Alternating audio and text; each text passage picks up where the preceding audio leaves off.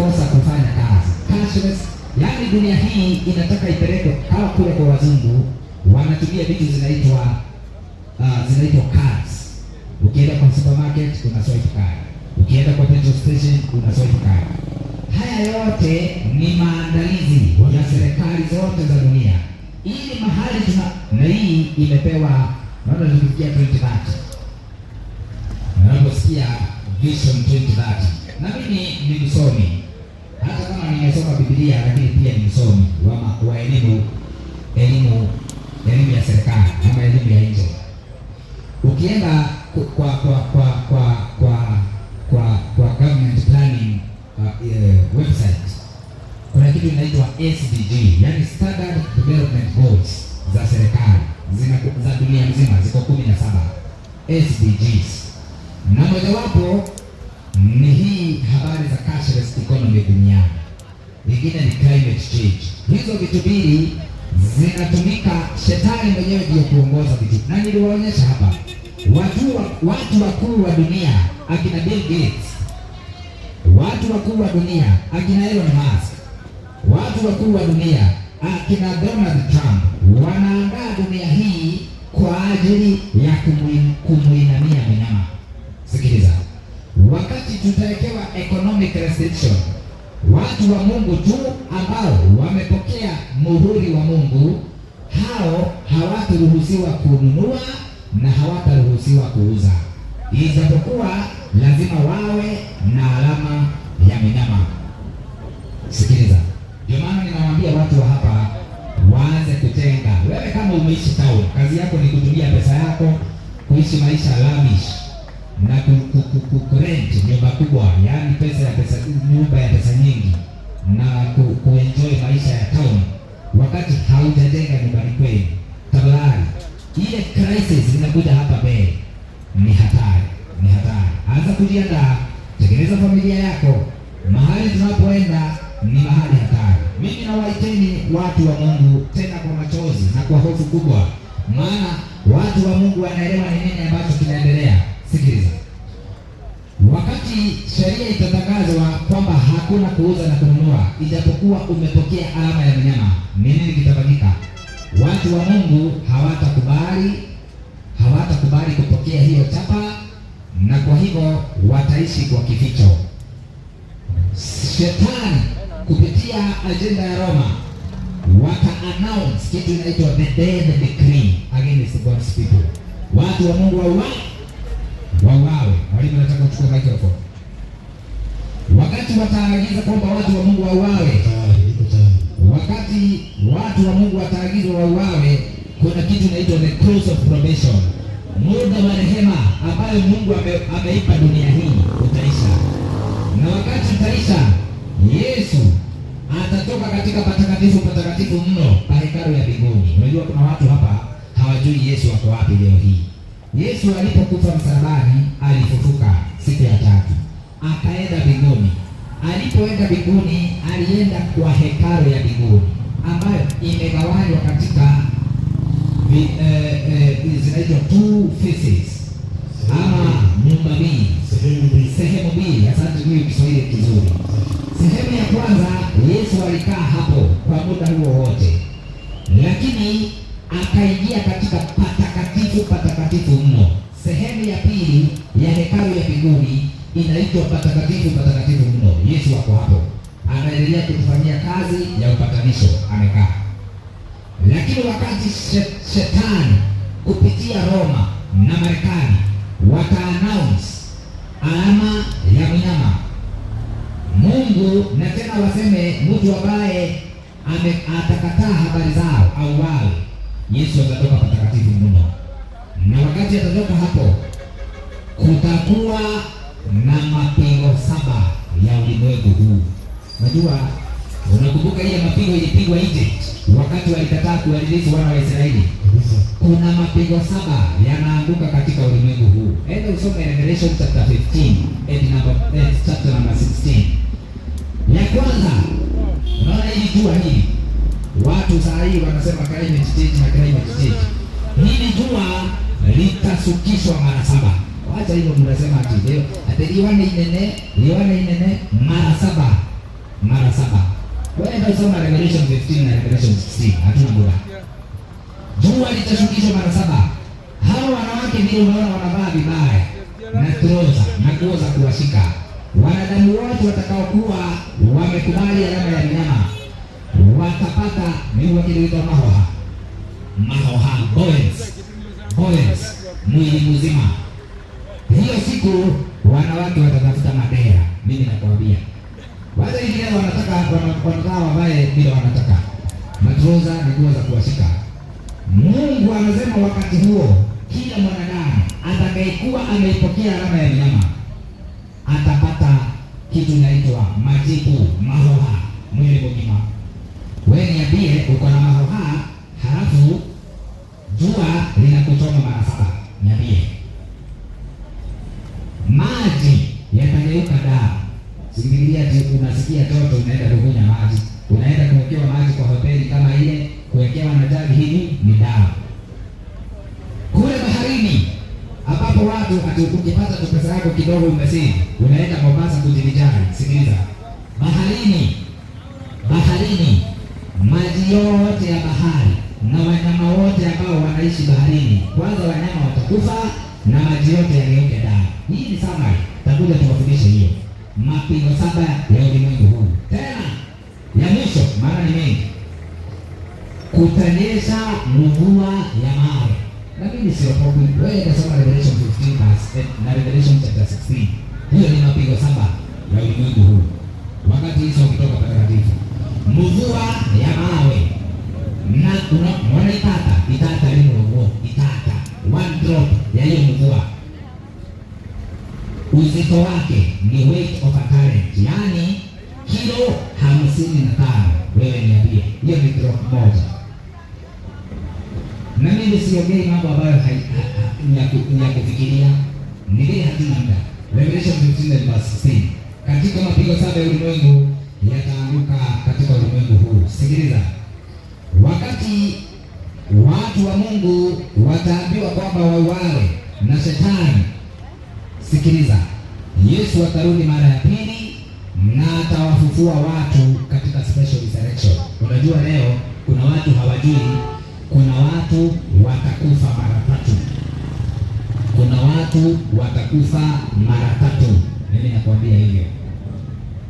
Watu wote ambao walimchoma Yesu atawafufua, wapigwe katika pigo la 7 tena wauawe. Halafu baada ya miaka 1000 watafufuliwa tena wachomwe. Sasa niambie huyo mtu anakuwa mara ngapi? Mtu yote ambaye alihusika katika kifo cha Yesu. Tena violent opposers of the word of God.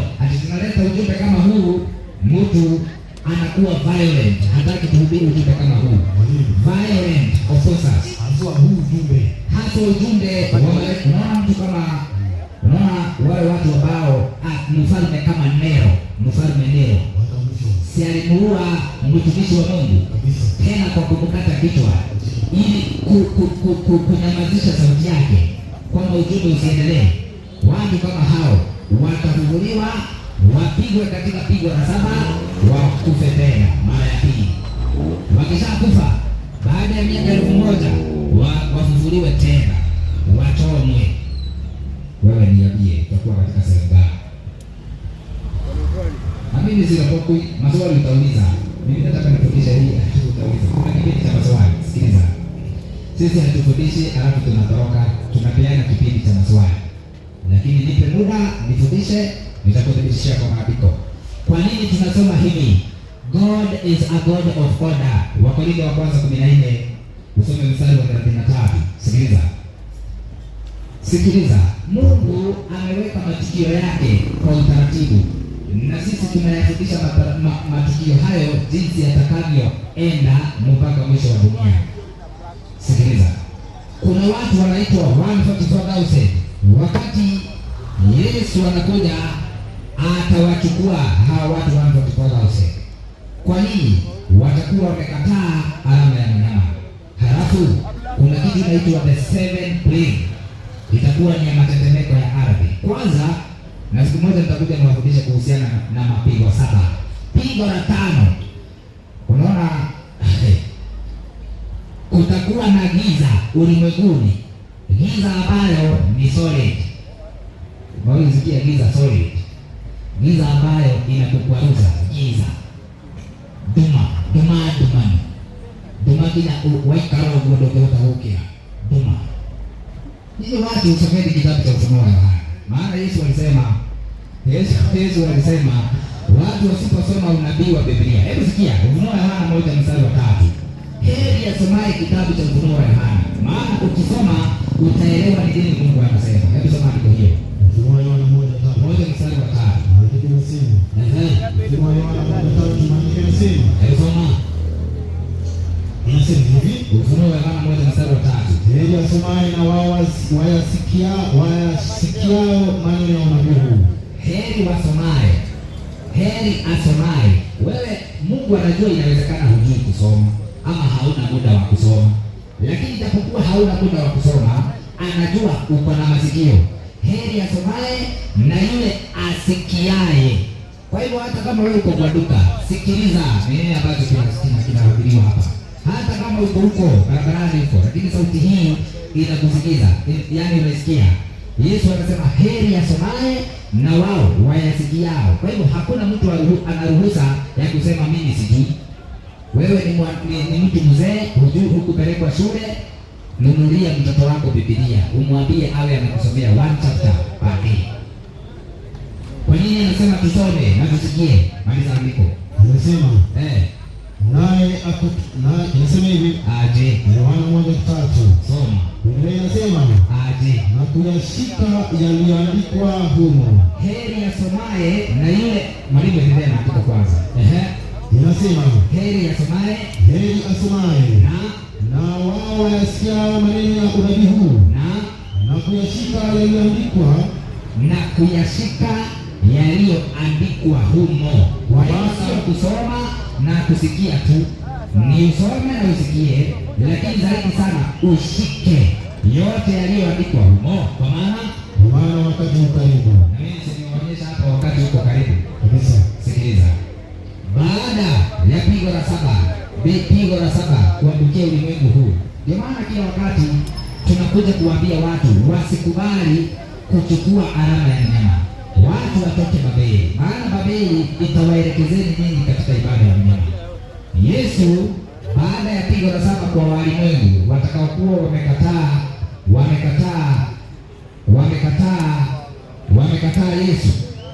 Yesu atarudi na atarudi kuwachukua watakatifu. Atakapokuja, unajua kuna watu kwanza, mtu anaitwa Awori, Prophet Awori, ni muongo. Kwa nini? Anawafundisha watu kwamba kuna kitu inaitwa rapture. Yesu hata kuja kuiba watu. Kila jicho wakati Yesu anarudi, kila jicho litamuona. Sikia Ufunuo wa Yohana 1:7. Tazama yuaja na mawingu. Tazama yuaja na mawingu. Na kila jicho litamuona. Na kila jicho litamuona. Na kila jicho litamuona. Na Awori anadanganya watu kwamba ati kuna kitu inaitwa rapture. Ati Mungu ama Yesu atakuja aibe watu, achukue watu abebe. Tuanze kujiulizana huko, mtu ameenda wapi na mwingine ameenda wapi? Rudia andiko. Nasema aje Ufunuo 1:7. Soma. Tazama yuaja na mawingu. Na kila jicho litamuona. Na kila jicho litafanyaje? Litamuona. Yesu atakapo, na mimi naomba kuwe na utulivu, kuwe na utulivu.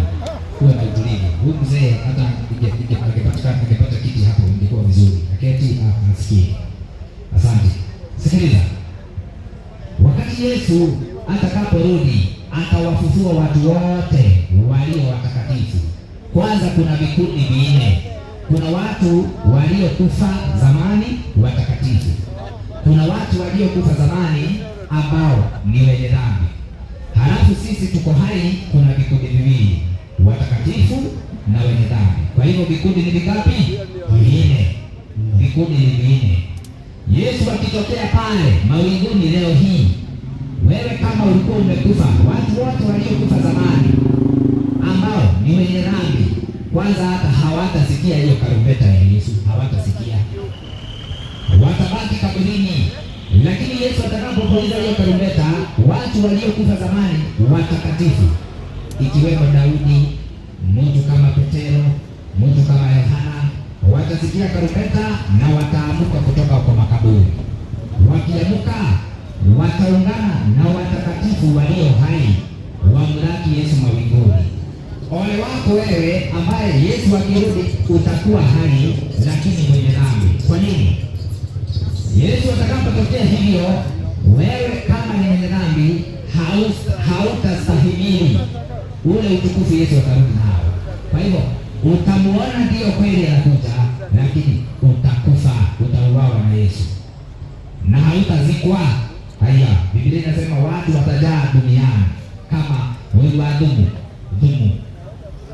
Borea, watu watabaki huku kama dumu, hawataliliwa wala hawatazikwa, hakutakuwa na masakaya ya watu kama hao. Yesu akirudi, watu wote ambao ni wenye dhambi atawaua wote, watabaki huku barabarani huku kila mahali, kila mtu amekufa huku. Dunia hii itakaa kumbuka wakati huo. Watu wote ambao walikuwa watakatifu watafufuliwa, nimesema wataungana na watakatifu walio hai, watamlaki Yesu mbinguni. Yesu hawezi kanyaga dunia hii ya dhambi, hawezi. Hiyo ni lesson ya siku nyingine. Sikiliza, hata hatujaanza kurudisha. Baada ya hiyo nimewaambia watakatifu watakuwa transformed, halafu wenye dhambi watakuwa destroyed. The saints, watakatifu watapelekwa mbinguni, wataenda mbinguni. Dunia hii itabaki ukiwa, yaani ukiwa ni kwamba dunia haina lolote ya kufurahisha. Dunia hii itabaki watu wametapakaa hapa, wote ni maiti, hakuna mtu wa kusalimia mwingine, itabaki shetani peke yake. Mkiwa makiwa shetani agaikio ili marekari gituri, hakuna ilima ambayo haina gituri. Ni kwamba shetani atabaki duniani peke yake, watu wote wamekufa, amebaki hana mtu wa kudanganya. Hiyo ndio maana yake. Shetani atafungwa kwa miaka 1000. Nimekuambia sio kufungwa na minyororo, ni kwamba atabaki duniani na hataweza kuwa na mtu wa kudanganya. The millennium, sisi tutaenda huko mbinguni 1000 years. Hatuendi mbinguni kuishi milele, tunaenda mbinguni kukaa huko 1000 years. Baada ya 1000 years, watakatifu tutaingia New Jerusalem. Wakikuwa wanaimba Jerusalem teru igaikoroka. Wewe haujui igaikoroka lini? Hujui.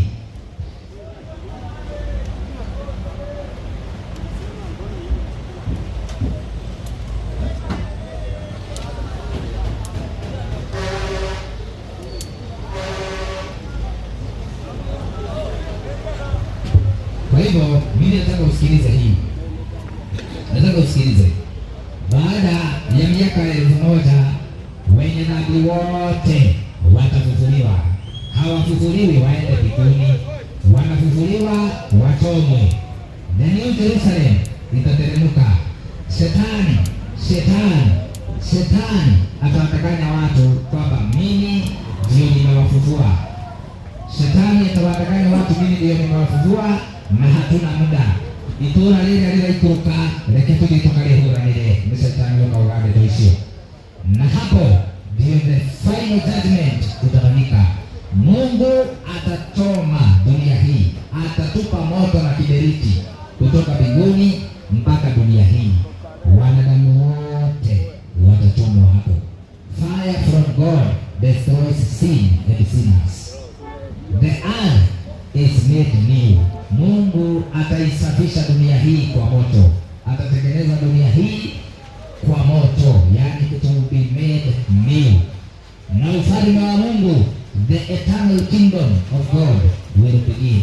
Tutaishi dunia hii milele na milele, na sio hii ambayo iko hapa. Mungu atatengeneza dunia ingine. Heri, hebu soma Mathayo 5 mstari wa 6 nafikiri ama wa 4. Tutaihidi nchi. Heri wenye walio na moyo safi, ama ni wapole. Angalia. Soma nani? Soma.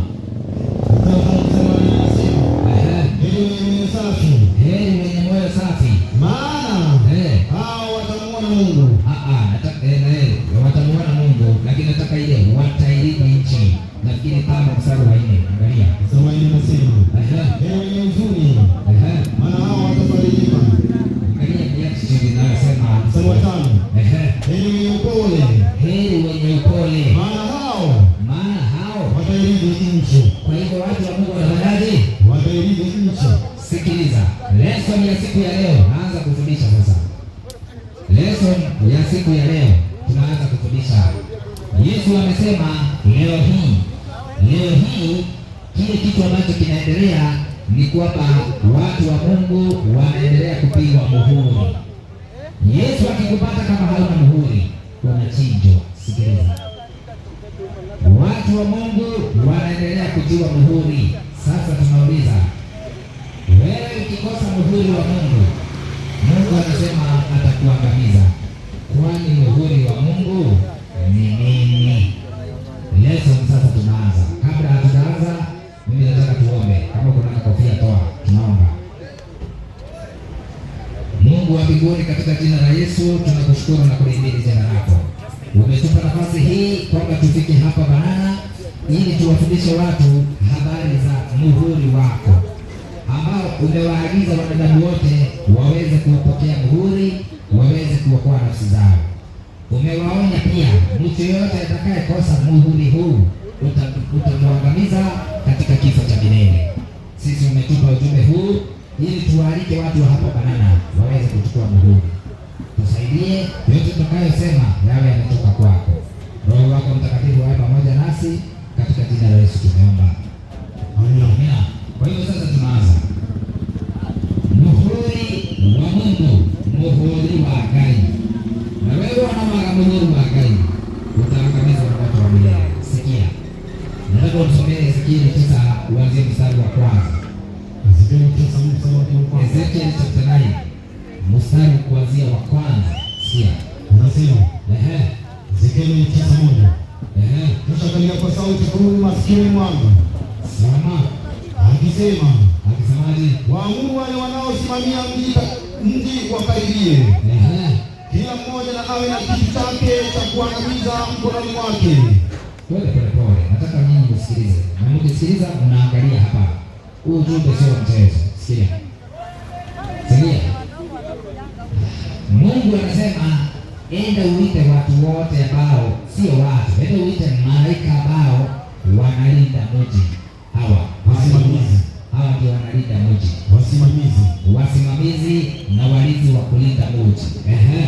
Anasema aje, kisha akalia kwa sauti kuu, akasemaje? masikioni mwangu, akasemaje? Waamuru wale wanaosimamia mji, waamuru wao wanaosimamia mji wakaribie. Wakaribie. Halafu kila mmoja, watu hawa wameambiwa wakaribie, lakini kila mmoja wao awe na kitu chake. Awe na nini? Kitu chake cha kuangamiza mkononi mwake. Kwa hivyo hawa wasimamizi wameitwa na Mungu, lakini wameambiwa wakikuja karibu na Mungu wakute kila mtu na kitu cha kuua, na watu wenye wanauawa ni watu wa hapa Banana. Sikiliza, pigelia anaika kana arugabiria Ngai mbero makuhereria Ngai na kwa mundu akuwe kinyago gia kuraga. Sinaona huyu amebeba shoka, sinaona huyu mwingine amebeba shoka. Wasimamizi hao, hata huyu si amebeba shoka kabisa. Wameambiwa waende wakaribie Mungu, lakini wakuje na kila mtu kitu cha kuua. Halafu inasema aje, natazama watu 6 wakaja. Watu wangapi? Watu 6 wakaja. Watu wangapi? Watu 6 wakaja. Halafu wakitokea kwa njia ya lango la juu, wakitokea katika lango ya juu inasema lielekalo upande wa kaskazini. Sawa. Kila mmoja ana kitu chake cha kufisha mkononi mwake. Kila mtu amebeba kitu cha kuua mkononi. Na mtu mmoja, sikiliza sasa, na mtu mmoja mmoja kati yao amevaa bafta. Mtu mmoja kati ya hao sita amevaa bafta. Bafta ni hii kitu amevaa hapa. Naye ana kidao cha wino cha mwandishi kiunoni. Naye huyu ako na kidao cha kuandika, kidao cha wino cha kuandika mkononi mwake. Wakaingia, soma, wakasimama karibu na madhabahu ya saba. Sawa, inasema mstari wake wa 3, Ezekieli 9. Soma. Na huo utukufu wa Bwana wa Israeli ulikuwa umepanda juu. Endelea. Kutoka kwa kerubi. Sawa. Ambaye ulikuwa juu yake, ambao mpaka kizingiti cha nyumba. Ndio. Akamwita mtu yule. Akafanyaje? Akamwita mtu yule. Akafanyaje? Akamwita mtu yule aliyekuwa amevaa bafta. Mungu akamwita huyu mtu mwenye alikuwa amevaa bafta. Inasema na nini? Yule alikuwa amevaa bafta na nini? Mwenye kidao cha wino cha mwandishi kiunoni. Mwenye kidao cha mwandishi kiunoni. Akamwita. Inasema mstari wake wa 4. Akamwambiaje? Ezekieli 9 inasema, soma. Bwana akamwambiaje? Pita kati ya mji. Sikiliza sasa. Huyo ni malaika. Kumbuka walikuwa nikuonyeshe, walikuwa sita, na hawa sita walikuwa wametumwa waende wakaue watu wa hapa Banana. Lakini kuna malaika mmoja hapa, ama mlinzi mmoja ameambiwa, wewe enda upite kati ya mji, alafu pita kati ya mji. Wewe pita kati ya mji, pita kati ya Yerusalemu. Unaposikia Yerusalemu ni kanisani. Kwa hivyo malaika huyu, kuna malaika hao sita wameambiwa wakaue watu duniani. Lakini kabla hawajaenda kuua, akatuma malaika mwingine mmoja, akawaambia wewe tangulia hawa sita wenye wanaenda kuua. Akawaambia upite kati ya Jerusalem, yaani kati ya mji, kati ya Yerusalem. Kusikia Yerusalem ni kanisani. Kwa hivyo malaika huyo akaambiwa, enda kanisani ukafanyeje? Nasema ukatie alama katika vipaji vya uso. Ukawatie watu alama katika kipaji cha uso vya watu wanaougua na kulia kwa sababu. Na ukienda huko kanisani, uwatie sio watu wote, uwatie watu ambao wanalia na kuugua kwa sababu ya matukio yote yanayofanyika kati yake. Nasikia hiyo kabisa. Huu ni nabii wa Biblia. Nataka msikilize na muelewe vizuri. Mungu ameapia malaika 5, endeni mkaue wanadamu duniani. Lakini kabla hawajaenda, akatuma malaika mmoja, akamwambia kuna watu nataka usiue, na watu hao ndio waweze kujulikana, ndio wasiweze kuuawa, enda ukawatie muhuri. Ndio huyu malaika. Lakini akaambiwa hataenda kwa stadium ya mpira, aende kanisani. Sasa mimi nataka nikuambie wewe, mtu wa hapa Banana, kama hauendi kanisani, huyu malaika sijui atakutia alama ukiwa wapi. Anza kujiandaa uingie kanisani, na sio kanisa zote, kanisa ya Mungu, maana Yerusalem ni kanisa ya Mungu. Yerusalem imetumiwa katika unabii wa Biblia kumaanisha mahali ambapo watu wa Mungu wako, sio miji yote. Hiyo kwanza shika kwa akili. Akaambiwa enda uwatie watu muhuri, na akienda kanisani pia sio wote ambao wanaenda kanisani watatiwa muhuri ama alama. Hapana, ni watu wanaougua na watu ambao pia wanalia kwa sababu ya machukizo yanayofanyika Yerusalemu ama kanisani. Ndio maana sisi tunapokuja hapa lazima tuwaambie watu hatufurahishwi na mambo ambayo yanafanyika tuliwaonyesha watu habari za manabii wa uongo. Jana tuliwaonyesha watu jinsi kanisa Katoliki walivyofanya katika habari za amri za Mungu. Kwa hivyo tunalia na tunaugua kwa sababu ya machukizo yanayoendelea wapi? Kanisa. Na tunawaalikeni watu wa hapa Banana muweze kukubaliana na sisi ama muweze kukubaliana na ujumbe wa Mungu, mulie na kuugua. Maana mkilia na kuugua kwa sababu ya machukizo yanayofanyika makanisani, huyu malaika atawatia muhuri. Sawa? Endelea na andika tusikie. 9:5 Ezekieli. Soma. Na hao wengine. Sasa na hawa wengine baada ya huyu kuambiwa hivi, hawa wengine wakaambiwaje? Na hao wengine aliwaambia nami. Aliwaambiaje? Aliwaambia nami nalisikia. Piteni kati ya mji nyuma yake. Sasa hawa wakaambiwa huyo mmoja akienda kuwatia watu alama. Sasa nini piteni nyuma yake? Mkafanyaje? Piteni nyuma yake. Inasema hivi. Mstari wa 5. Piteni kati ya mji nyuma yake. Alafu mkapige jicho lenyu lisilie. Soma vizuri. Nasema hivyo. Jicho lenyu lisiachilie. Wala msione huruma. Unasikia? Wewe kama hautatiwa muhuri na huyo malaika ambaye nimekuonyesha, na muhuri ambaye anaweka watu ni watu ambao wako kanisani. Sasa wewe ukiwa hauendi kanisani, malaika huyo hata kupea alama hiyo. Sasa hawa wakaambiwa kujeni, mutie watu, muende mkawaue watu. Nasema mstari wa 6. Soma. Waweni kabisa.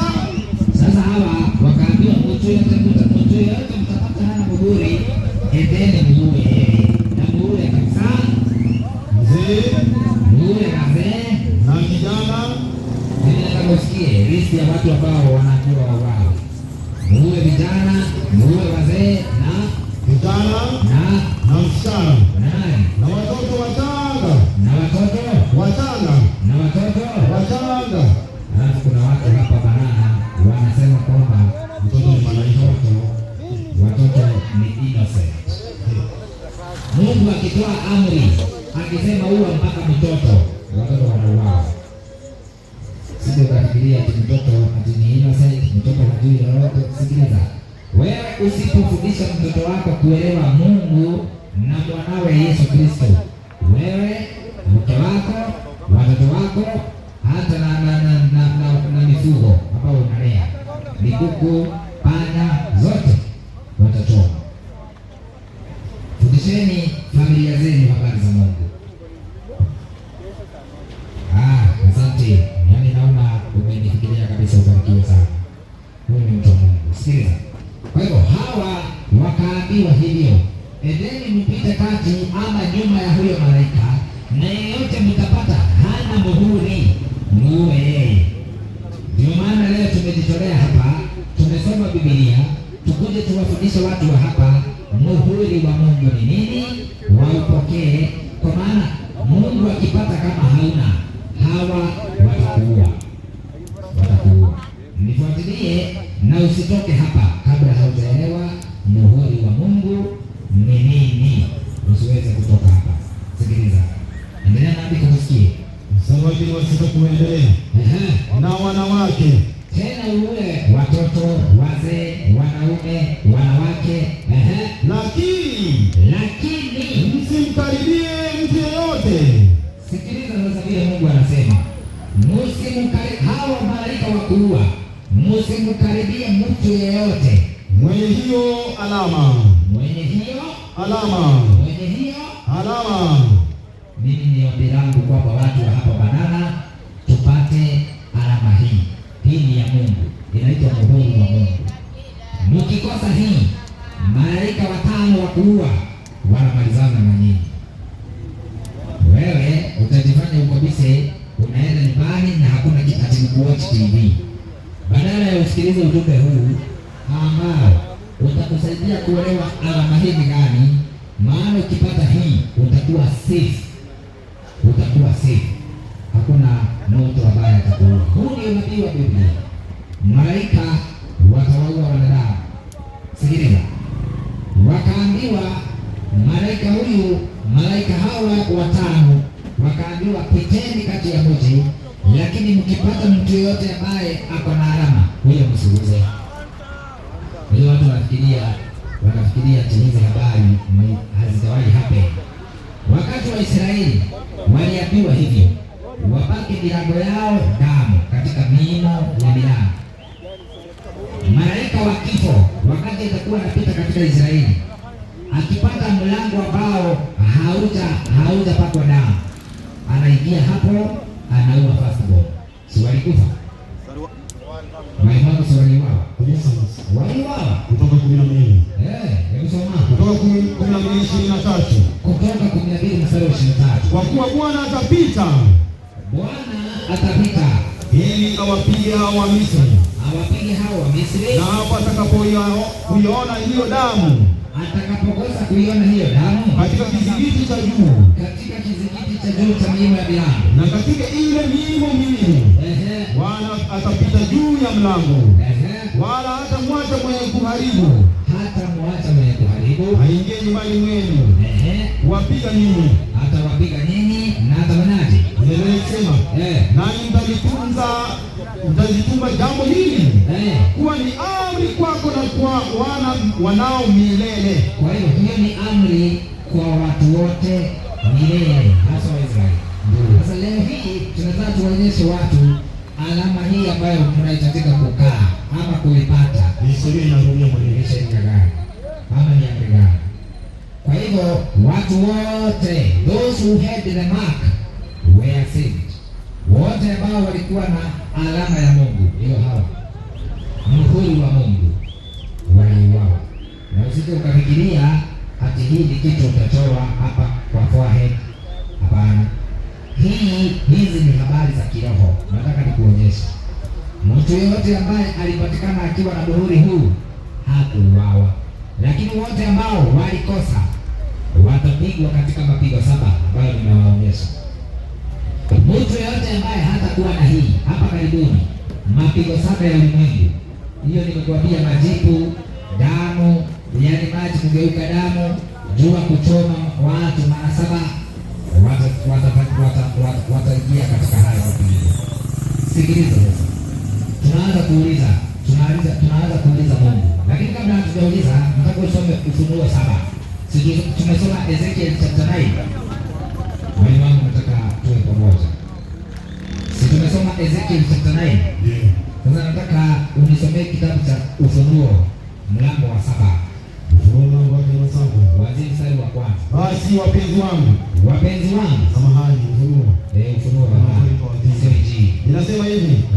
Ufunuo 7:1. Soma. Baada ya hayo nikaona malaika wanne. Sasa kuna malaika wanne. Ufunuo wa Yohana ama John anaonyeshwa. Sisi tulisoma 5 walioonyeshwa, mtu anaitwa Ezekiel. Sasa endelea tuone hao wanne. Inasema wamesimama katika pembe 4 za nchi. Wakizizuia pepo 4 za nchi. Zifanyeje? Pepo usivume juu ya nchi wala juu ya bahari. Kwa hivyo saa hii ndio unaona hii dunia itapokuwa inaharibika, haijaharibika sana. Kwa maana kuna malaika wanne wameshikilia dunia hii hivi. Lakini unapoona vile maafa yanaendelea, watoto wanachomeka shuleni hivyo tu. Watoto 16 wanaaga dunia. Watoto wanaibiwa tu. Marekani vita. Yaani watu wanakufa tu. Ni kwamba malaika wale wanne wameshikilia dunia wameanza kuchoka. Yaani wameanza kutingika. Ndio maana na wakati wataiachilia dunia hii, watu watapagawa. Hawa watu unaona huku sasa hii wanasema wanasiasa sijui 42 against 1. Sikilizeni. Unaposikia vitu kama hivyo, moja halali sana. Na mimi nataka nizungumze na watu wa hapa Gen Z. Watu wa Gen Z wa hapa Banana. Kabla sijaonyesha hii, nataka nizungumze na watu wa Gen Z hapa Banana. Kwanza, dunia hii mnafaa kuelewa, dunia hii iko na Mungu wake. dunia hii inaongozwa na Shetani. Serikali za dunia hii haziwekwi na Mungu. Sisi ukafikiria nini ati one term, sijui wa Munyoro, sijui 2 term. Ufikirie kuna Mungu anahusika katika kuweka marais wa dunia. Dunia hii ishaisha. Dunia hii marais wake wanafanyia Shetani kazi. Wewe usije ukafikiria tutatoka hapa barabarani. Si hapa mbele wanasema kuna demonstration. Wewe kama ni GNZ na unanisikiliza leo hii, usije ukatumia muda wako ukatoka barabarani ati umeenda kuandamana. Tafadhali usije ukatoka barabarani kwenda kuandamana. Shetani ni muuaji. Shetani ni muuaji. Amekuwa muuaji tangu mwanzo. Wewe unapotoka barabarani kuandamana na serikali za dunia hii zimewekwa na huyo shetani. Shetani huyo kwa maana ni muuaji, amewaagiza hao aliowaeka watakuwa tu. Unaona hata hawaogopi. Watasema piga risasi sijui wapi, wewe piga risasi kwa miguu.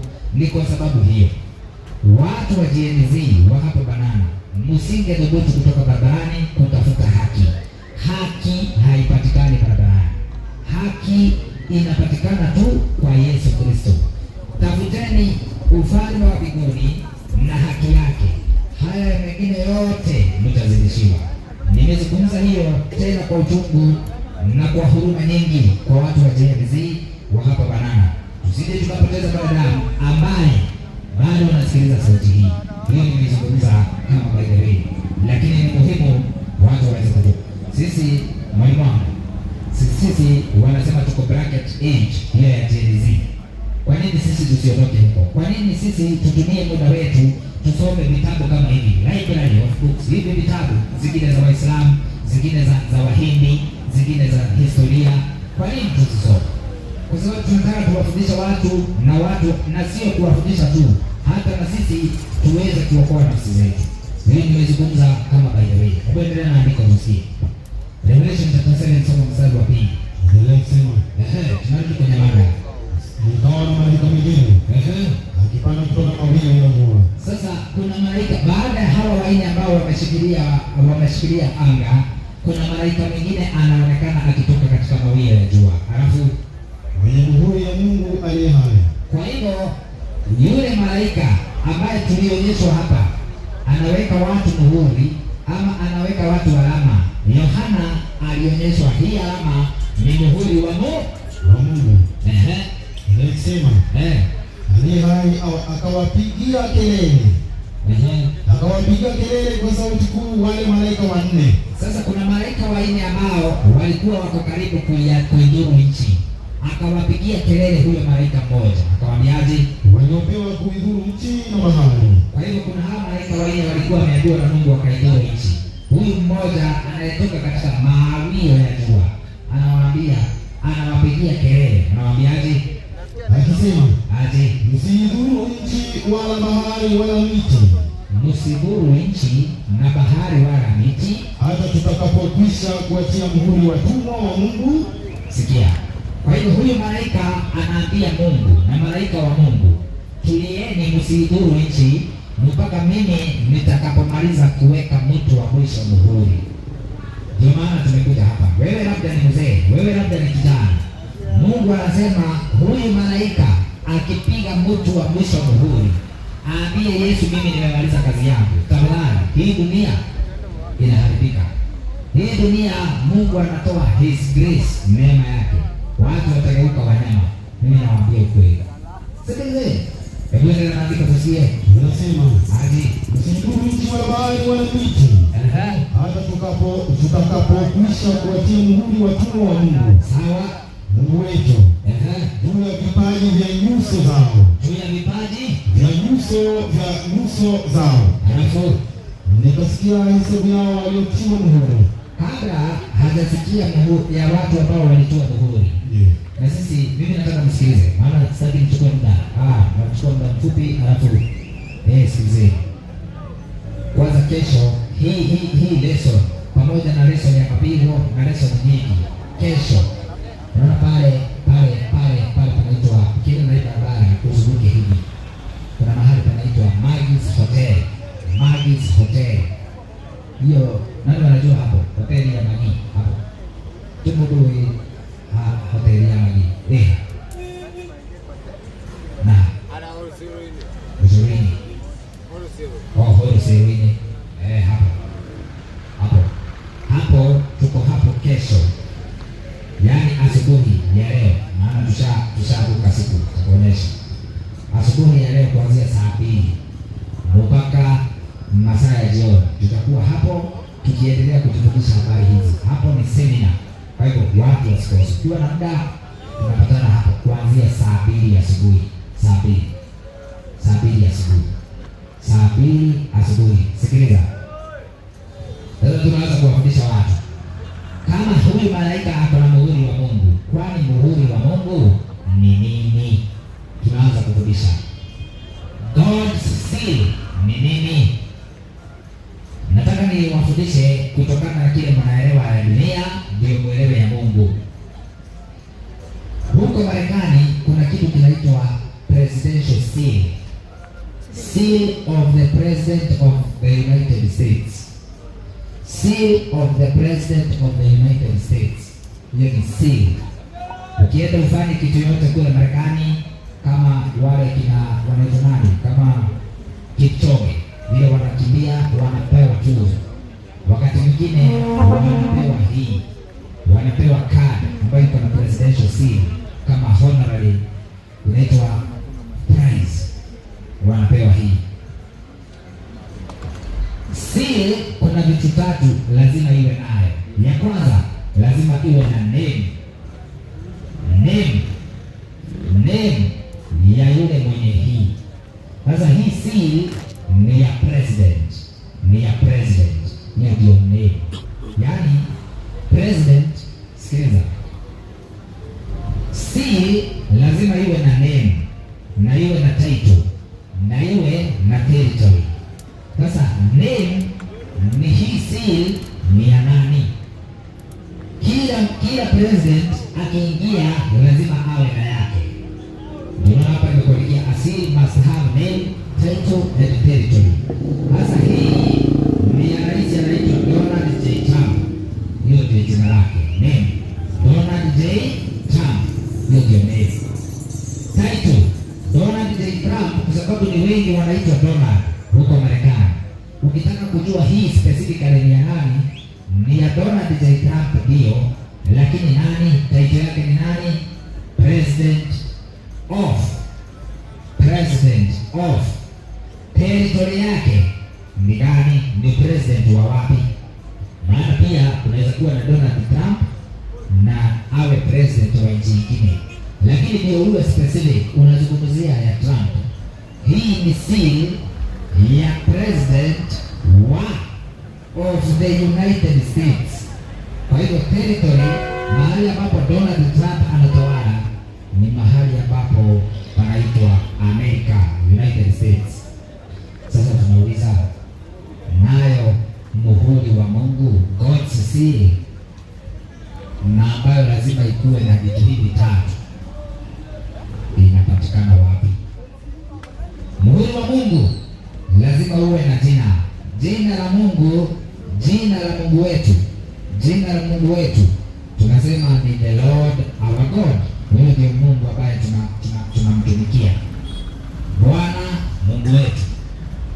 Na huyo Bwana Mungu wetu ako na title. Unaweza kutofautishaje Mungu wetu ni yupi? Maana Mungu wetu sio Allah subhanahu wa ta'ala, Mungu wa Waislamu. Huyo sio Mungu wetu. Mungu wetu ni muumbaji. Huyo ndio title yake. Hebu soma Ufunuo Yohana 14 mstari wa 7. Usikie. Huyo ndio Mungu wetu. Jina lake Bwana Mungu wetu. Title muumbaji, creator. Hebu soma Ufunuo 14. Mstari wa 12. Wa 7. Mstari wa 7. 14 mstari wa 7. Akasema kwa sauti kuu, mcheni Mungu na kumtukuza, kwa maana saa ya hukumu yake imekuja. Msujudieni yeye aliyezifanya mbingu na nchi na bahari na chemchemi za maji. Msujudieni yeye aliyezifanya, yani the creator. Kusema kizuri nasema worship him who created. Kwa hivyo is the creator. Halafu ni mfalme wa wapi? Hebu nisomee 47 mstari wa 7 Zaburi. Usikie. Mungu wetu ni mfalme wa wapi? Wa mbinguni na duniani. Sikiliza. Ndiye mfalme wa mbinguni na duniani. Kwa hiyo, hebu soma hiyo. 47 mstari wa 7.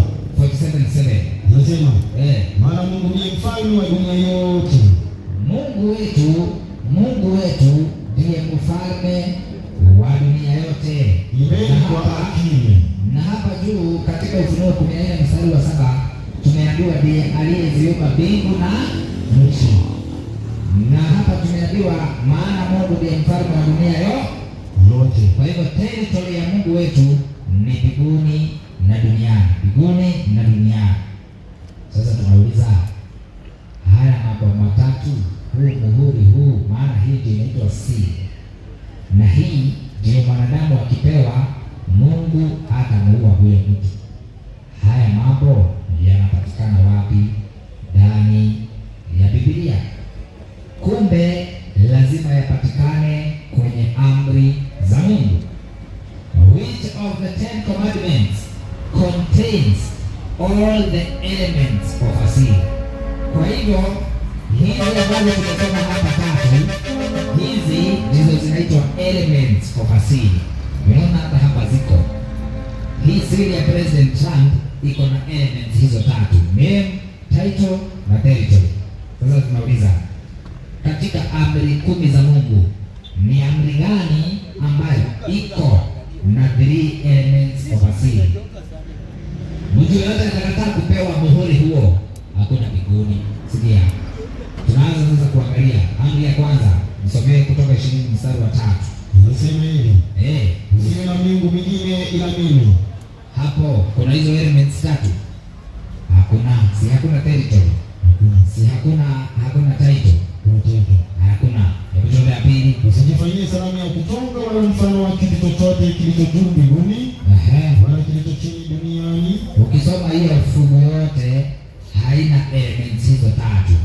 Amri ya tatu inasema usijifanyie, ya tatu inasema usilitaje jina la Mungu bure. Pia hiyo haina elements hizo tatu. Amri ya 5, maana ninataka niruke ya ile tuichunguze. Amri ya 5 inasema waheshimu baba na mama yako. Amri ya 6 inasema usiue. Ya 7 usizini. Ya 8 usiibe. Ya 9 usishuhudie jirani yako uongo. Ya 10 inasema usitamani kitu chochote ambacho ndugu yako ama mke wako ama jirani yako anacho. Amri ya 4 peke yake, sikiliza. Amri ya 4 Kutoka 20 mstari wa 8, sikia. Ndiyo peke yake iko na elements of a seal. Kumbe amri ya 4 ndiyo inahusiana na muhuri wa Mungu. Soma andiko hiyo usikie. Ikumbuke siku ya Sabato. Ikumbuke siku ya Sabato. Utakase. Siku 6 fanya kazi. Kwa nini? Utende mambo yako yote. Lakini siku ya 7 ni Sabato ya Bwana. Ni Sabato ya Bwana Mungu wako. Siku hiyo. Rudi hapo. Inasema siku ya 7. Lakini siku ya 7 ni Sabato ya Bwana Mungu wako. The Lord your God. Hiyo ni name ya Mungu wetu. Kwa hivyo element number 1 tick. Endelea. Siku hiyo usifanye kazi yoyote. Wewe wala mwana wako. Wala binti yako wala mtumwa wako. Wala mjakazi wako. Wala mnyama wako wa kufuga wala mgeni. Sawa. Aliye ndani ya nyumba yako. Sawa. Inasema hivi. Kwa nini? Maana kwa siku 6 Mungu Bwana alifanya mbingu. Sikiliza. Bwana alifanya. Soma Kizungu ni God created. Kwa hivyo tumepata Mungu ambaye tunaambiwa tumrudie na tufanye ibada yake. Yeye ni muumbaji, alizifanya mbingu na nchi. Kwa hivyo God is the creator. Element number 2 tick. Mungu alizifanya nini? Endelea na andiko. Nimesema Mungu naanza 11. Kwa maana kwa siku 6 Bwana alifanya mbingu na nchi. barafu na bahari na vyote vilivyomo. Kwa hivyo God ambaye tunahitajika kumwabudu ameumba mbingu na nchi na bahari na vyote vilivyomo. Kwa hivyo mahali Mungu anatawala ni mbinguni na duniani. Element ya tatu ya muhuri wa Mungu inaonekana pale. Sikiliza sasa. Sikiliza. The seal of God. The seal of God na the mark of the beast kuna tofauti. Kwa nini? Muhuri wa Mungu unawekwa katika vipaji vya uso. Si tumeona yule malaika anaambiwa akawatia watu alama kwenye kipaji cha uso. Ndio. Huo ni muhuri wa Mungu. Unawekwa katika forehead. Lakini alama ya mnyama ya shetani ambaye shetani na marais wote wa dunia wanaalika watu na wanaandaa watu kuipokea hii alama ya mnyama shetani, mark of the beast 666 hii. Na seal of God tumeona ni sabato, amri takatifu ya Mungu sabato. Sasa hawa wanataka kuwaandaa watu kupokea alama ya mnyama counterfeit sabato. Na hii japokuwa inawekwa kwenye kipaji cha uso, kuna mahali kwingine pia inawekwa. Hebu sema 13:16. Ufunuo wa Yohana. Anasema 13:16. Anasema Soma. Ufunuo 13:16 maandiko yanasema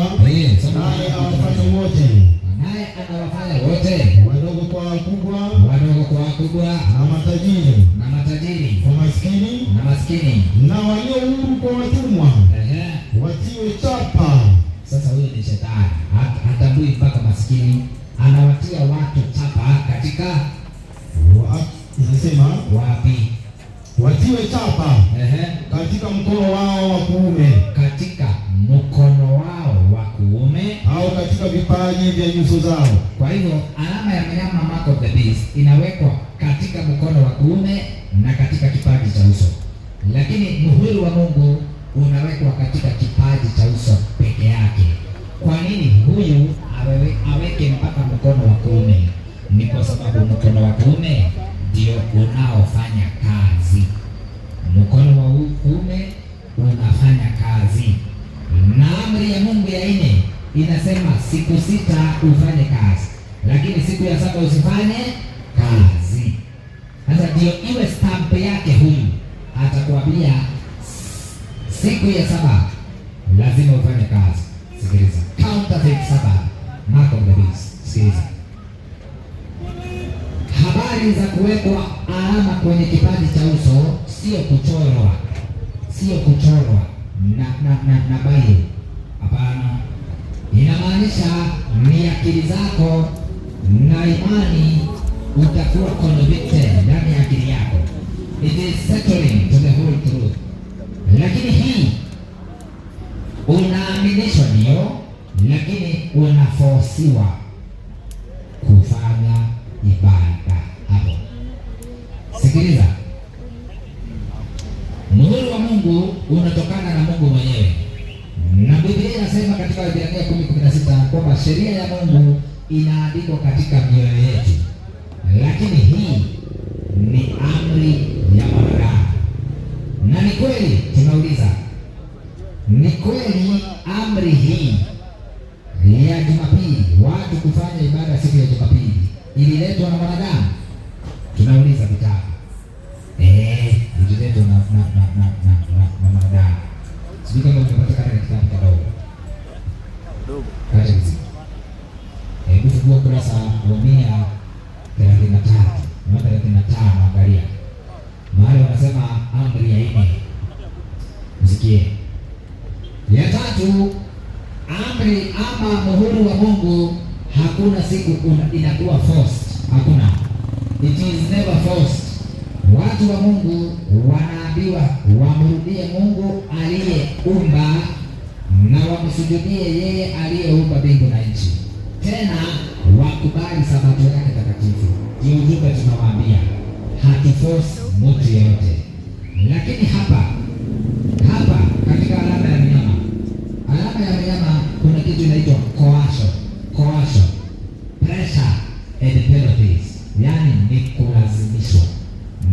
definition. Sikiliza. The two signs represent two systems. Two signs represent the two systems. This one represent false allegiance to man-made power. Umefika hapo? Soma. 135. Amri ya 3. Niweke kitakatifu siku ya Mungu. Niweke kitakatifu siku ya Mungu. Halafu nasema hivi. Katika Agano la Kale. Katika Agano la Kale. Mungu aliitenga siku ya saba iwe siku ya mapumziko kwa wanadamu. Sawa. Kama vile yeye alivyo mwenyewe alivyopumzika.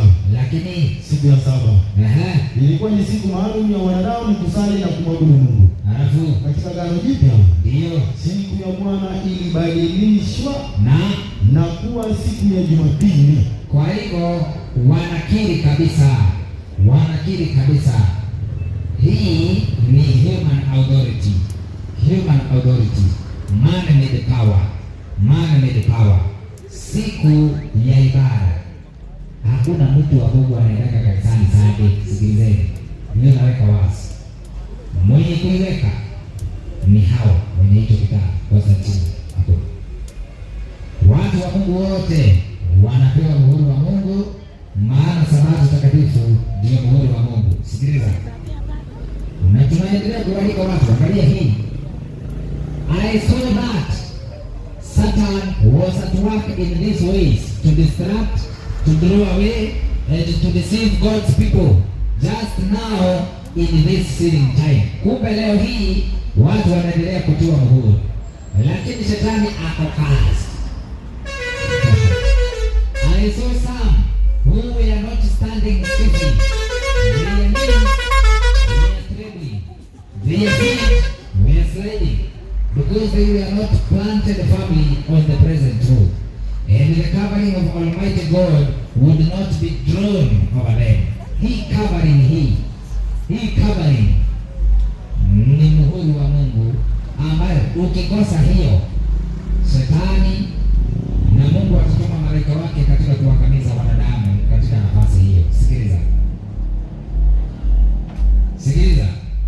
While they were thus trembling, Satan was trying his every art to hold them where they were until the sealing was over, and the covering drawn over God's people, and they left out without protection in the time of slaughter.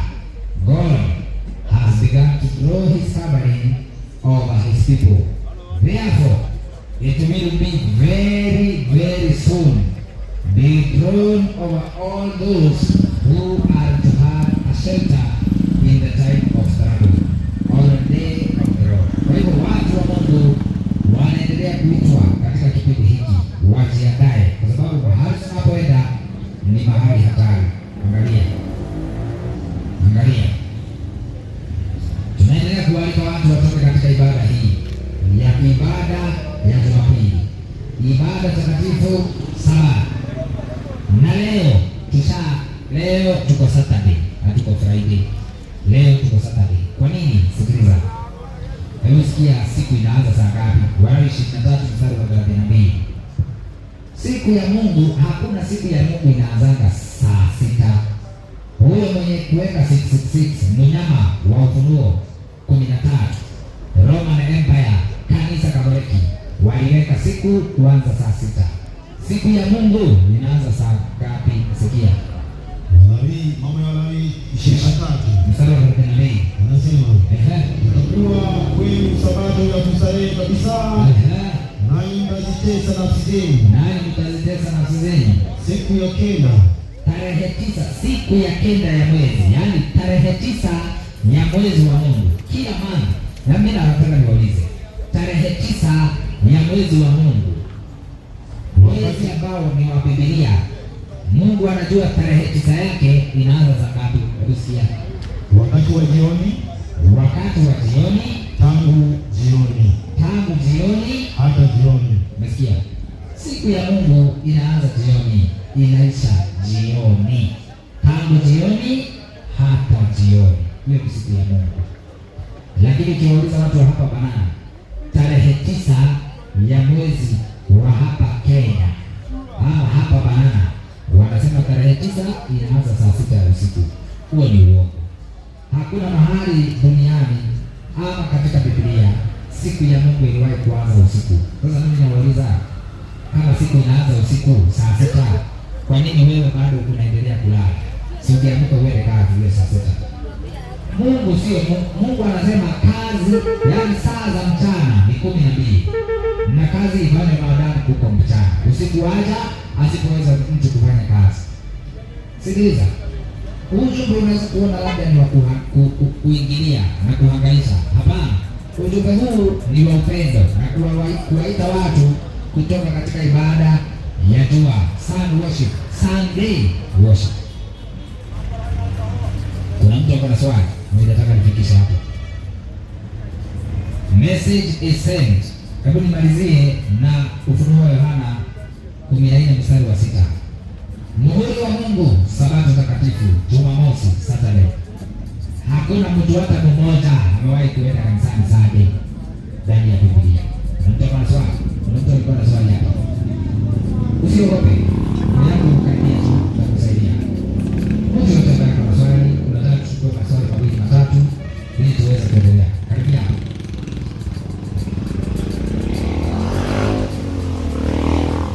Utambo. Niko mzima. Kwa hiyo wapi?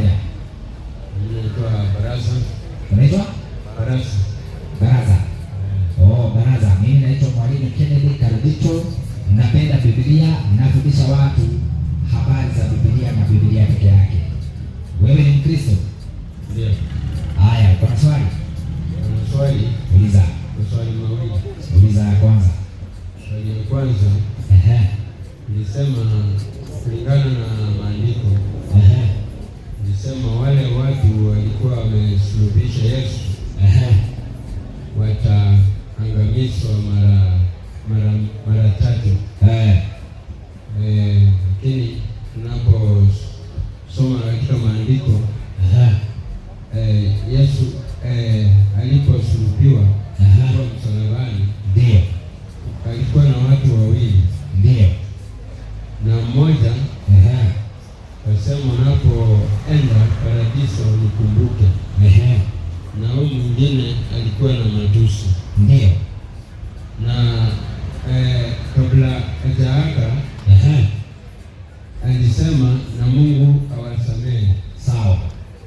Sasa swali nilikuwa nataka kujua alisamea Watikani nao kwa sababu ndio alisema na Mungu awasamehe kabisa, maana wakujua kila ambacho walichokuwa wamefanya. Haya, mpe huyo kijibu hiyo, alafu tuende swali ya pili. Sasa kwanza nafikiri haukunielewa vizuri ama labda ulinisikia. Kitu cha kwanza sikusema yule ambaye walisulubishwa na Yesu hao ndio wataangamizwa mara 3. Hapana. Haiko pointi yangu hiyo. My point kidogo tu kujibu. Kidogo tu. My point ni hii. Kuna watu watauawa ama watakufa mara 3. Watu hao ni akina nani? Nikasema kuna watu waliohusika katika kifo cha Yesu. Unaona wale maaskari. Kuna askari walienda wakimtandika Yesu. Askari walienda wakimtandika Yesu. Yesu anaposema uwasamehe kwa sababu hawajui wanalolitenda. Msamaha unakuanga tuwe. Yesu anaweza kusamehe, lakini wewe umegairi, mambo utaendelea hiyo hiyo. Sawa? Yesu si alisema uwasamehe, si walimtapa. Yesu anasema uwasamehe. Lakini msamaha unaenda tuwe. Si aseme uwasamehe, alafu wewe uendelee na kutenda vibaya, ufikiria bado sasa wewe utaenda mbinguni. Yesu alisema bana. Sasa wale ambao kuna watu waliendelea kuwa violent opposers wa neno la Mungu hata baada ya kumuua Yesu, waliendelea kuwa violent opposers. Unajua kuna watu wanakataa injili ya Mungu lakini sio violent. Sasa wale violent opposers wa neno la Mungu hao ndio tunazungumza, watafufuliwa katika pigo la 6, wapigwe katika pigo la 7 tena wauawe. Baada ya miaka 1000 wafufuliwe, wachomwe. Hiyo ndio ilikuwa maana yake. Wale wezi wawili waliokuwa pale msalabani, mwizi wa kwanza alisulubishwa na mwizi, na mnyang'anyi naye alikuwa amesulubishwa. Mnyang'anyi akawa na kiburi, hakusamehewa. Mwingine akasamehewa kwa sababu alikiri Yesu ni mwana wa Mungu.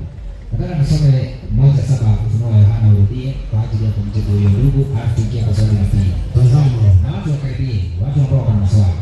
Tazama yu aje na mawingu. Yesu anakuja na mawingu, na kila jicho litamuona, na kila jicho litamuona, na hao waliomchoma, waliomchoma. Unasikia? Yesu akirudi na akikuja na mawingu, watu waliomchoma Yesu watamuona. Sasa watamuonaje? Wakiwa wamekufa. Si watu waliomchoma walikufa zamani, ama kuna mtu alifika na kifo cha Yesu ako hai leo? Kuna mtu? Si watu waliouawa Yesu wote walikufa. Lakini Yesu anasema wakati anarudi na mawingu, wote waliomchoma watamuona. Ina maana watafufuliwa kwanza ili wadharauliwe, yaani waaibike wakati wanaona Yesu akirudi. Tena watapigwa katika pigo la 7, tena wakufe. Maana Yesu akienda hata wachukua, atawaua tena. Yesu aende mbinguni na watakatifu. Hiyo ndio maana. Haya, nipe aulize swali hili. Asante, nimeridhika. Swali hili na hilo nimelijibu. Sawa. Swali la pili ilikuwa about siku ya kuabudu Mungu. Ndiyo. Swali langu liko katika Mathayo 12 mstari 8. 12:8. Nasema, kwa maana mwana wa Adamu ndiye Bwana wa Sabato. Ndiyo. Swali langu ni hili. Kwa maana umetuambia siku ya Sunday ilikuwa the human authority. Hii ililetwa na mwanadamu. Kwa hivyo siku specific ya kumwabudu Mungu umesema ni Saturday, si ndio? Tumesoma. Sasa mimi nilikuwa nauliza na maandiko inasema mahali walipo wawili ama watatu ndiyo wanaongea kuhusu Mungu ama wanamuhusisha Mungu, Mungu ako pamoja nao kabisa. Kwa hiyo ningependa kujua ni Saturday peke yake watu huwa wanaunganika ili kumwabudu Mungu na Mungu ndio huwa nao, ama people must be always prepared each and every day, sio tu Saturday ama Sunday ama Friday. Usiende, mimi nataka ubaki hapo tuko hiyo kitu, nataka usikilize. Ninataka kukujibu na usikilize nitakaje kujibu. Mungu anasema imempasa mwanadamu kuomba siku zote. Sawa? Mungu anasema hivyo. Imempasa mwanadamu kuomba siku zote. Tunaona kila siku sisi. Kwani si tumekuwa hapa wiki nzima. Si tunaendelea tumeshinda kuomba na kuwafundisha watu na kuwahubiria watu. Si tumekuwa hiyo. Lakini Mungu amesema siku 6 utafanya kazi. Sawa? Hii ni amri ya 4. Achana na habari za kuomba. Inasema hivi. Hebu soma. Inasema ikumbuke siku ya Sabato. Nataka usikilize sasa. Tuko amri ya 4 ya Mungu kutoka 20 mstari wa 8.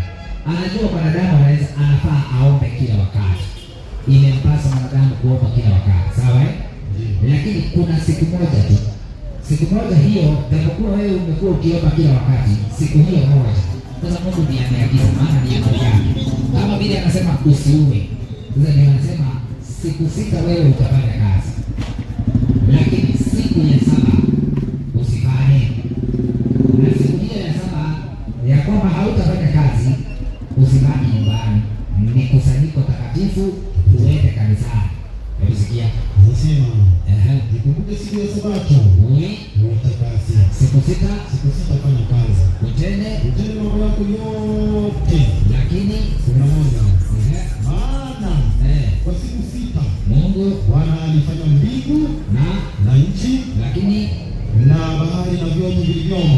nini? Akastarehe siku ya saba.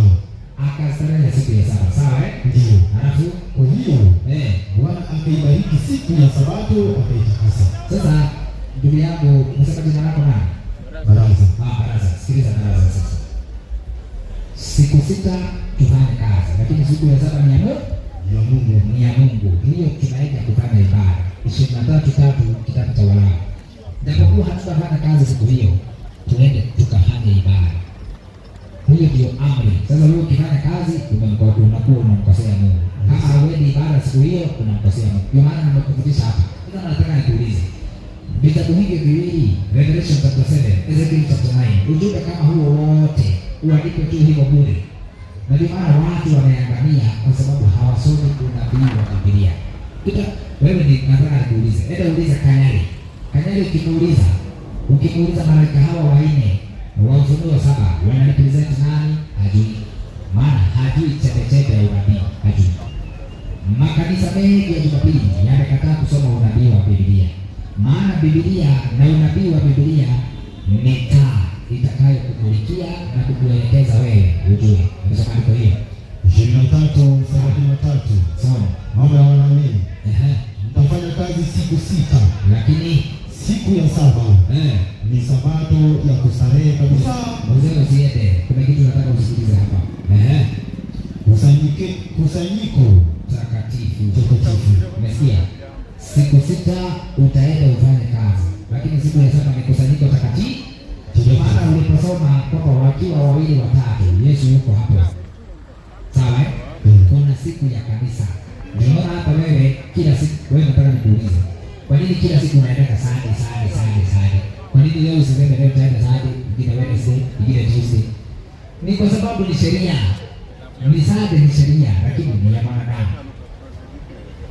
Sabato ni sheria ndio, lakini ni ya Mungu. Unaona? Hiyo ndio tofauti. Sasa Mungu anasema watu warudi ya Mungu, waache mwanadamu, human authority. Nataka nikuonyeshe kitu ya mwisho.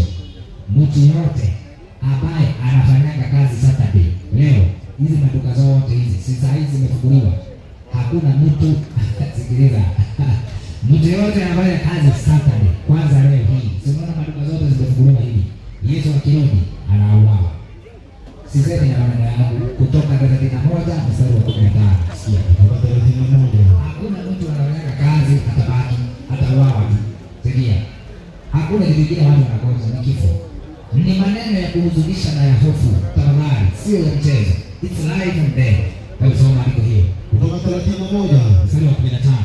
Maandiko yanasema, hata sisi tulikuwa huko tunafanya kazi. Tulipojua hii tukaacha. Hebu soma. Kazi itafanywa siku 6. Kazi itafanywa siku 6. Lakini siku ya 7 ni Sabato ya kustarehe kabisa.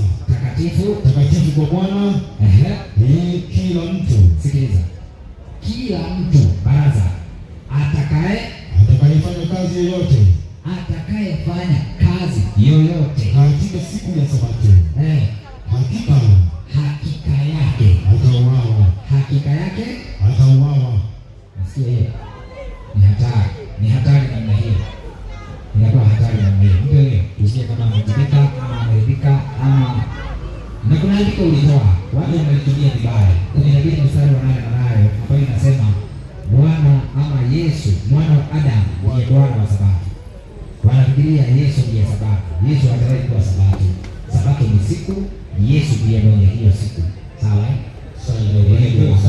Kwa hiyo swali sio tu mimi nimeelewa ama nimeridhika, kwa sababu ya watu wa Banana wameweza kusikia. Wengi wameweza kusikia. Na mbarikiwa sana kwa haya mafunzo. Ndio nzuri sana, nasipeleka mbali.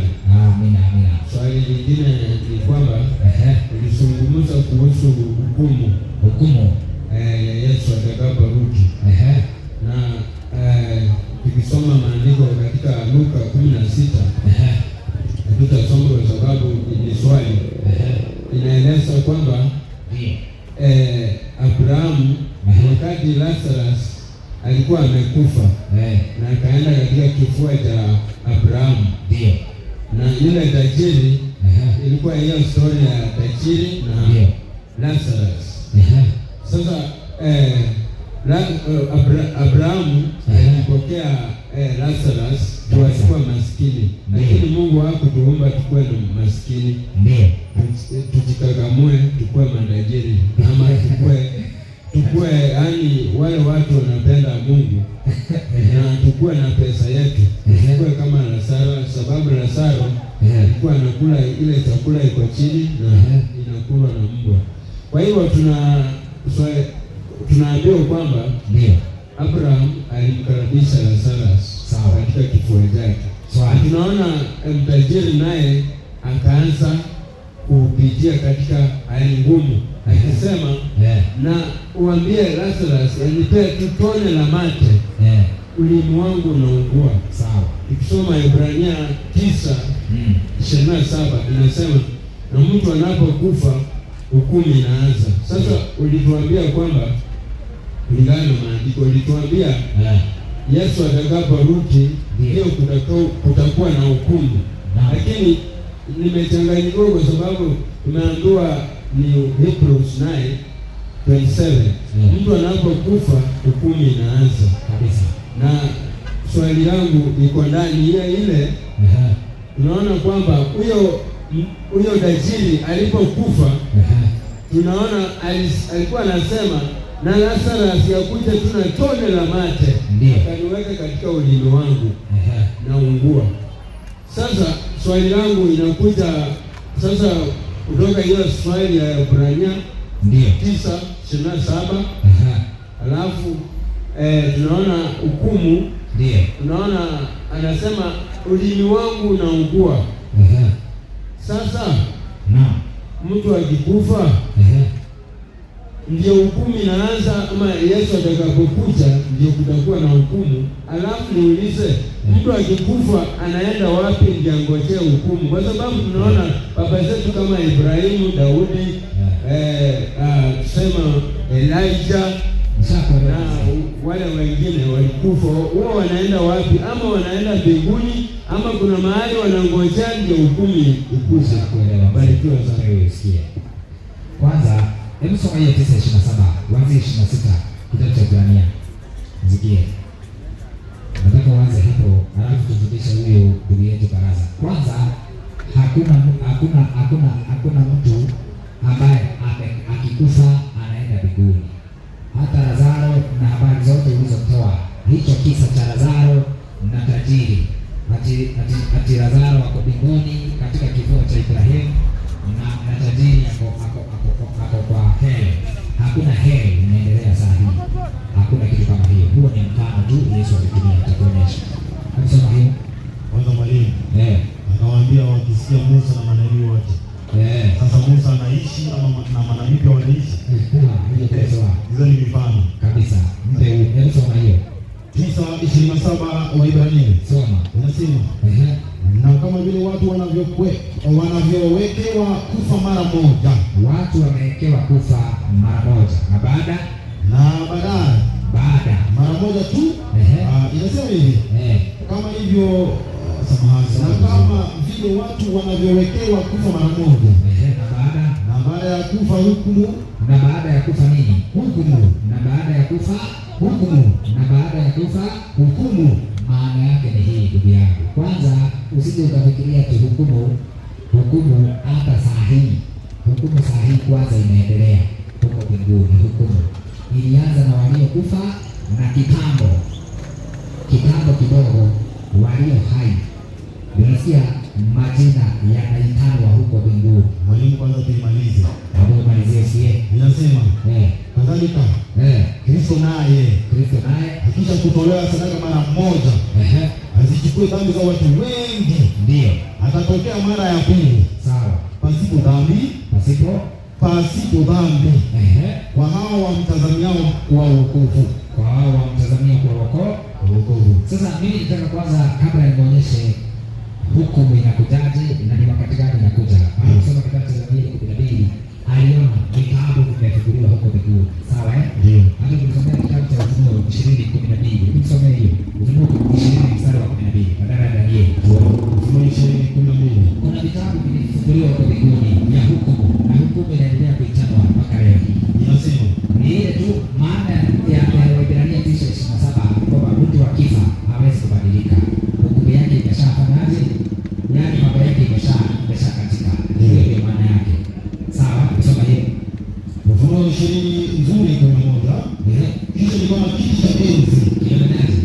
cheupe, na yeye aketie juu yake, ambaye nchi na mbingu zikakimbia uso wake. Sawa. Na mahali pao hapakuonekana.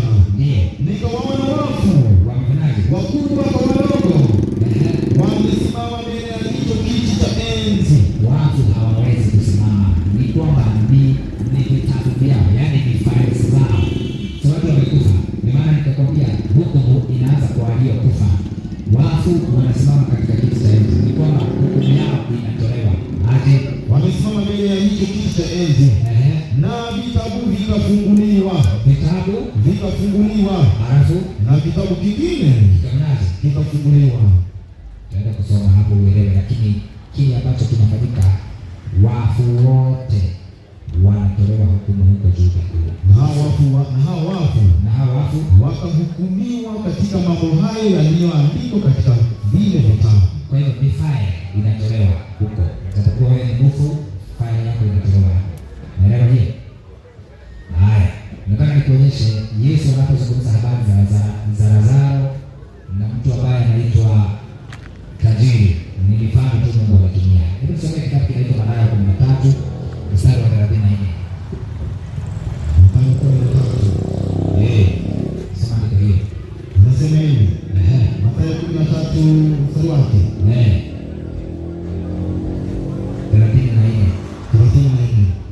Haya yote Yesu aliwaambia makutano kwa mifano.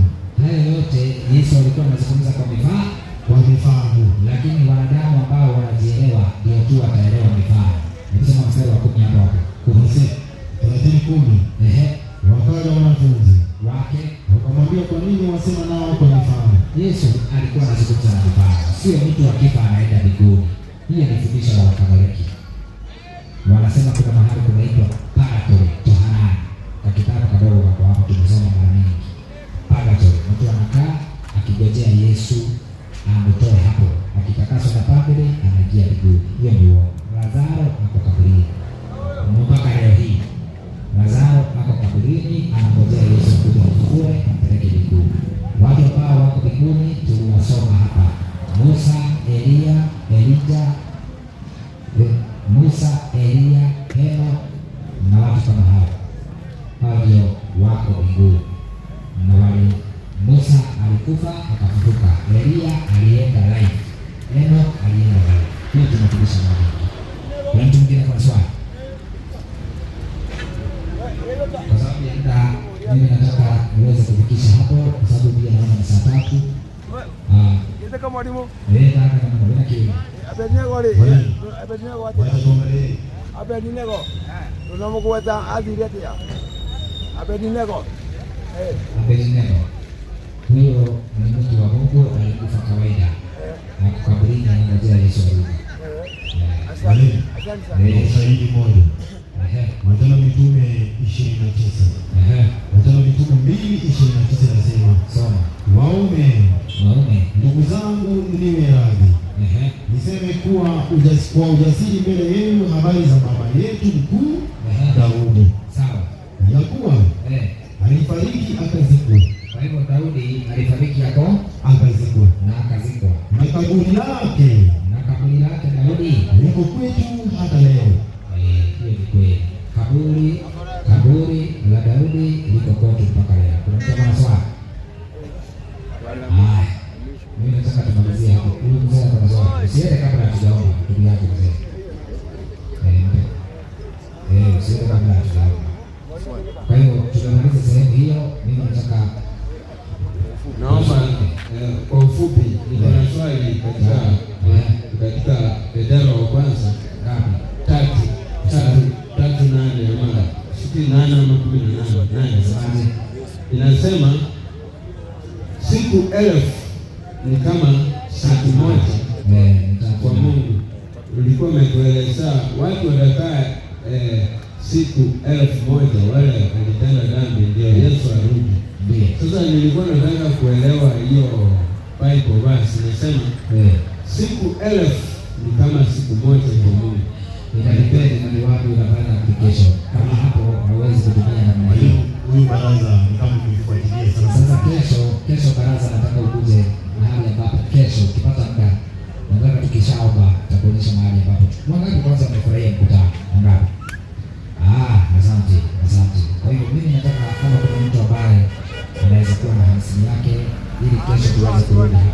50 mia kwa sababu ya kulipa stima ambazo sisi hatulishi pesa ya kujikimu maisha yetu. Tunafanya kazi na tunajua Mungu ambaye anafanya kazi hii anajua kile ambacho tunafaa tufanye.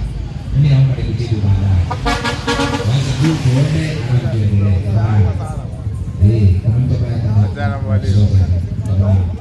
asante. Mtumishi naomba kuchukua kitu hapo hata kwa yeye mzee ili tuweze kumalizia hapo.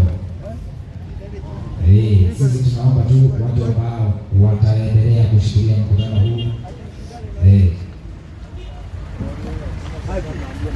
Huyo mzee nakupatia asante.